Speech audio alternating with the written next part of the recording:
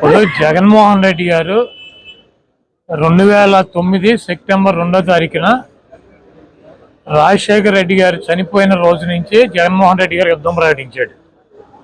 సోనియా గాంధీతో ఢీకొట్టి, చంద్రబాబును ఢీకొట్టి 16 నెలలు జైలు జీవితం అనుభవించి ఈ రాష్ట్రంలో తెలుగుదేశం పార్టీకి, కాంగ్రెస్ పార్టీకి డిపాజిట్లు పోగొట్టి, కాంగ్రెస్ పార్టీని ఈ రాష్ట్రంలో కూకటి వేళ్లతో సహా పెగిలించి, చంద్రబాబు నాయుడు 40 సంవత్సరాలు అనుభవం ఉన్నటువంటి వ్యక్తిని 23 సీట్లకు పరిమితం చేసి 151 సీట్లతో పవన్ కళ్యాణ్ని 2 చోట్ల కూడా చిత్తుగా ఓడించి, చంద్రబాబు నాయుడు తనయుడు లోకేష్ని మంగళగిరిలో మట్టి కరిపించి ఆయన అభ్యర్థుల మీద వీళ్ళని ఓడించి ఈ రాష్ట్రంలో ముఖ్యమంత్రిగా జైత్రయాత్ర జగన్మోహన్ రెడ్డి గారు కొనసాగిస్తున్నారు.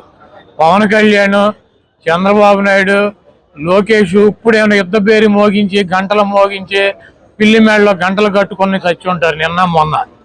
జగన్మోహన్ రెడ్డి గారు 2009లోనే యుద్ధ పేరు మోగించాడు, సోనియా గాంధీని మట్టి గరిపించాడు, చంద్రబాబు నాయుడిని భూస్థాపితం చేశాడు, పవన్ కళ్యాణ్ 2 చోట్ల చిత్తుగా ఓడించాడు, పప్పు గారిని, లోకేష్ గారిని మంగళగిరిలో సమాధి చేశాడు. అది పరంపర కొనసాగుతూనే ఉంది. జగన్మోహన్ రెడ్డి గారు ఈ రోజు యుద్ధ పేరు మోగించడం కాదు, 2009లోనే మోగించారు. పవన్ కళ్యాణ్, చంద్రబాబు నాయుడు, లోకేష్, అడుగుడి పైన బక్కీటు, తోలు బక్కీటు, వీళ్ళందరూ కూడా, ఈ బోరగాళ్ళందరూ కూడా వచ్చినా కూడా జగన్మోహన్ రెడ్డి గారి ఇంటికి కూడా పీకలేరు. గతంలో కూడా చెప్పాం, మాకు వైఎస్ఆర్ కాంగ్రెస్ పార్టీకి 50% పైన ఓటింగ్ ఉంది. జగన్మోహన్ రెడ్డి గారు చేసేటువంటి సంక్షేమ కార్యక్రమాలు, అభివృద్ధి కార్యక్రమాలు ఈ రాష్ట్ర ప్రజలు గెలిపిస్తారు.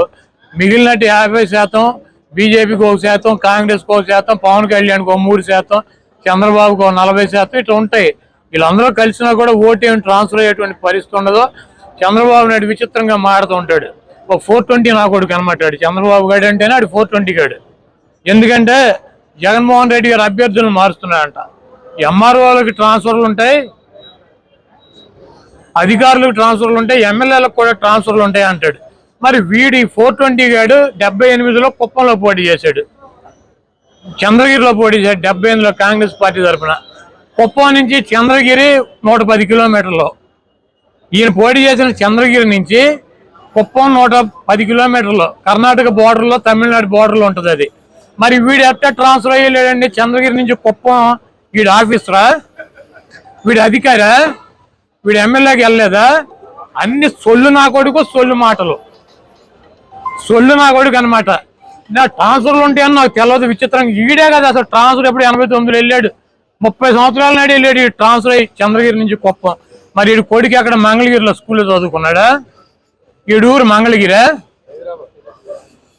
లేకపోతే వీడు పుట్టింది, వీడు పెరిగింది మంగళగిరా? మరి ఈడేటో వచ్చాడు పప్పు నా కొడుకు మంగళగిరి పోటీ చేయడానికి ట్రాన్స్ఫర్ అయ్యి రాలేదా? హైదరాబాద్లో చేయొచ్చుగా, లేకపోతే ఆడి బాబు చంద్రగిరిలో చేయొచ్చుగా.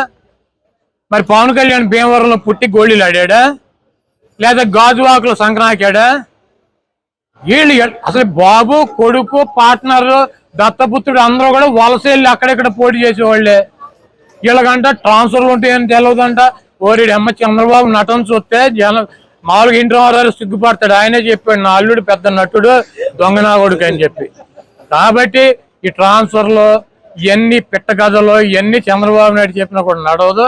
చంద్రబాబు నాయుడు, పవన్ కళ్యాణ్, లోకేష్ నిన్న మొన్న యుద్ధం ప్రకటించారు. జగన్మోహన్ రెడ్డి గారు ఆల్రెడీ యుద్ధం ప్రకటించి 12 ఏళ్ళు అయింది. సోనియా గాంధీని మట్టి కరిపించాడు, చంద్రబాబు నాయుడిని పాపరం చేశాడు, పవన్ కళ్యాణ్ కనీసం ఎమ్మెల్యే కూడా జరగకుండా చూశాడు. ఈరోజు చంద్రబాబు నాయుడు, పవన్ కళ్యాణ్, లోకేష్ మేము ఎమ్మెల్యేలకు గెలిస్తే చాలు, ప్రతిపక్షం వస్తే చాలు అని వాళ్ళు యుద్ధం చేస్తున్నారు. వాళ్ళు జగన్మోహన్ రెడ్డి గారితో యుద్ధం చేసేదేంటి?